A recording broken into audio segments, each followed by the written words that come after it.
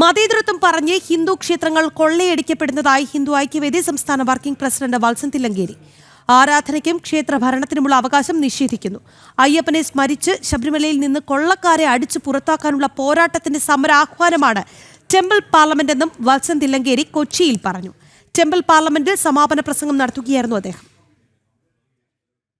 മതേതരം എന്ന ഭരണഘടനയിൽ ചേർത്തോടുകൂടി ക്ഷേത്രങ്ങൾ ഭരിക്കാനുള്ള സർക്കാരിൻ്റെ നിയമപരമായ അവകാശം നഷ്ടപ്പെട്ടിരിക്കും. അതുകൊണ്ട് തന്നെ ഒരു ക്ഷേത്രവും ഭരിക്കാൻ സർക്കാരിന് ഇനി അധികാരമില്ല എന്നതാണ് അദ്ദേഹം പറഞ്ഞൊരു പ്രധാനപ്പെട്ട പോയിന്റ്. അതാണ്.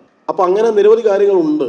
സർക്കാർ നിയമവിരുദ്ധമായാണ് കാര്യങ്ങൾ ചെയ്യുന്നത്. മതേതരത്വം എന്ന് പറയുക ഹിന്ദുക്കളെ മാത്രം ഏകപക്ഷീയമായി ഇതുപോലെ കൊള്ളയടിക്കുക എന്നത് നിയമവിരുദ്ധമാണ്. നമ്മുടെ ഹിന്ദു ഭക്തന്മാർക്ക് ആരാധനക്കുള്ള അവകാശം നിഷേധിക്കുന്നു, അതുപോലെ തന്നെ ക്ഷേത്ര ഭരണം നടത്താനുള്ള അവകാശം നിഷേധിക്കുന്നു എന്നുള്ളത് അതിനെതിരായിട്ട് അതിശക്തമായി മുന്നോട്ട് പോകേണ്ടത് വളരെ അത്യാവശ്യമാണ്. പണ്ട് ഇതുപോലെ ശബരിമല കൊള്ളക്കാരുടെ കയ്യിലായപ്പോൾ ആ കൊള്ളക്കാരെ അടിച്ചു തുരത്തി വെട്ടേണ്ടവനെ വെട്ടി കൊല്ലേണ്ടവനെ കൊന്ന് നിഷ്കാസനം ചെയ്യേണ്ടവനെ നിഷ്കാസനം ചെയ്ത് ശബരിമല ശുദ്ധീകരിക്കുന്ന പ്രവർത്തനമാണ് അയ്യപ്പൻ ചെയ്തതെങ്കിൽ ആ അയ്യപ്പനെ സാക്ഷി നിർത്തിക്കൊണ്ട് അയ്യപ്പനെ പ്രാർത്ഥിച്ചുകൊണ്ട് ഈ കൊള്ളക്കാരെ മുഴുവനും അടിച്ചു പുറത്താക്കാൻ വേണ്ടിയുള്ള അത്യുജ്വലമായ ഒരു പോരാട്ടത്തിനുള്ള സമരാഹ്വാനമായാണ് ഈ പാർലമെന്റ് ഇവിടെ സമാപിക്കുന്നത്.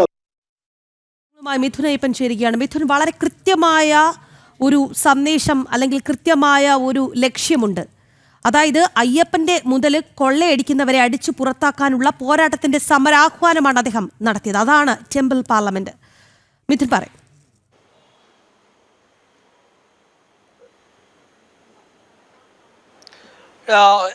ചരിത്രത്തിൽ, കേരളത്തിൻ്റെ സാമൂഹിക സാംസ്കാരിക ചരിത്രത്തിൽ പുതിയൊരു സംഭവം സംഭവിച്ചിരിക്കുന്നു. ഇന്ന് ക്ഷേത്രപ്രവേശന വിളംബര ദിനമായിരുന്നു. ഈ ക്ഷേത്രപ്രവേശന വിളംബര ദിനത്തിൽ ക്ഷേത്ര വിമോചനത്തിന് വേണ്ടിയിട്ടുള്ള ഒരു കാഹളം മുഴങ്ങിയിരിക്കുകയാണ്. എറണാകുളത്ത് വലിയ രീതിയിൽ ഹിന്ദു ഐക്യവേദി ഇന്ന് സംഘടിപ്പിച്ച ടെമ്പിൾ പാർലമെന്റ് സ്വാമി ചിദാനന്ദപുരിയാണ് ഉദ്ഘാടനം ചെയ്തത്. സ്വാമി ചിദാനന്ദപുരി ഇക്കാര്യത്തിൽ ക്ഷേത്രങ്ങൾ വിശ്വാസികൾ ഭരിക്കുന്ന തരത്തിലേക്ക് ഒരു വിവിധ തട്ടുകളിലായിട്ടുള്ള ഒരു ഭരണ സംവിധാനം വരണമെന്നും അങ്ങനെ ഓരോ ക്ഷേത്രത്തിലെയും പ്രതിനിധികൾ തെരഞ്ഞെടുക്കുന്ന ദേവസ്വം ബോർഡ് എന്നുള്ളതിൽ ണമെന്നും അദ്ദേഹം പറയുകയുണ്ടായി. പിന്നീട് കേരളത്തിലുണ്ടായിരിക്കുന്ന ജനസംഖ്യാ വ്യതിയാനം ക്ഷേത്രഭരണത്തെ പോലും സ്വാധീനിക്കുന്ന തരത്തിലേക്ക് മാറി എന്ന് അദ്ദേഹം പ്രസംഗിക്കുകയുണ്ടായി.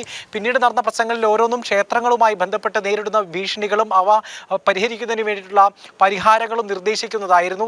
അക്കാര്യത്തിൽ ഒരു ഭരണഘടനാ ഭേദഗതി തന്നെ ഈ ക്ഷേത്രങ്ങൾ ഭക്തർക്ക് വേണ്ടി ക്ഷേത്രഭരണം ഭക്തർക്ക് ലഭിക്കുന്നതിന് വേണ്ടി അനിവാര്യമാണ് എന്ന് ശബരിമല കർമ്മസമിതിയുടെ ജോയിന്റ് കൺവീനറായിട്ടുള്ള SJR കുമാർ ആവശ്യപ്പെടുകയുണ്ടായി. പിന്നീട് ഈ വിഷയത്തിൽ ഒരു പ്രമേയം അവതരിപ്പിക്കുകയുണ്ടായി. S ബിജു ഉപാധ്യക്ഷനാണ്.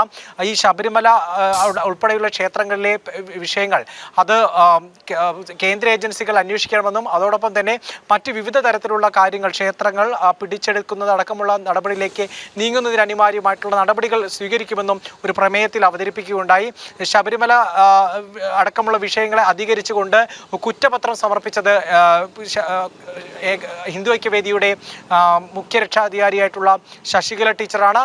സർക്കാരിനെതിരെയും ദേവസ്വം ബോർഡിനെതിരെയുമുള്ള കുറ്റപത്രമായിരുന്നു അത്. പിന്നീട് സമാപന സമ്മേളനത്തിലാണ് വലിയ രീതിയിലൊരു ആഹ്വാനം വർക്കിംഗ് പ്രസിഡന്റായിട്ടുള്ള വത്സൻ തില്ലങ്കേരി നടത്തിയത്. ശബരിമല അയ്യപ്പ സ്വാമി തന്നെ എങ്ങനെയാണ് ശബരിമല ശുദ്ധീകരിച്ചത് എന്നതിനുള്ള ഒരു മാതൃക നമുക്ക് കാണിച്ചു തന്നിട്ടുണ്ട്. അവ കൊള്ളക്കാരെ തുരത്തി ആട്ടിയോടിക്കുകയായിരുന്നു ചെയ്തത്. സമാനമായി തന്നെ ഇപ്പോൾ ശബരിമലയെ ബാധിച്ചിരിക്കുന്ന കൊള്ള സംഘത്തെ പുറത്താക്കാനും നമ്മൾ തയ്യാറാകണം. അതിനു വേണ്ടിയിട്ടുള്ള വലിയൊരു കാഹളം ഇവിടെ നിന്ന് മുഴങ്ങണം.